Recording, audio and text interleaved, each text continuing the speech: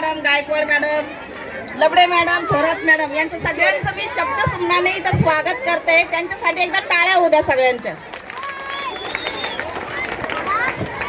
खुशियों पर मौज की रवानी रहेगी, जिंदगी में कोई ना कोई कहानी रहेगी।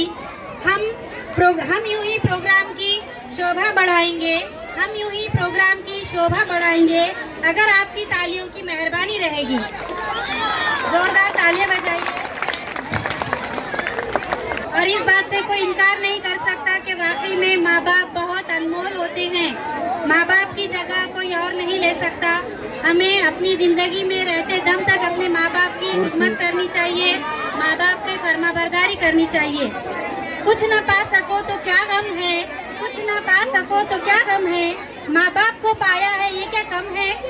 जो थोड़ी सी जगह मिली उनके कदमों में, जो थोड़ी सी जगह सेंटर में कदमों में, वो क्या किसी जन्नत से कम है। एक बार जोर से तालियां बजाकर बच्चों का इस्तेमाल कीजिए। तालियां बजाने से बच्चों को हौसला अफजाई मिलती है।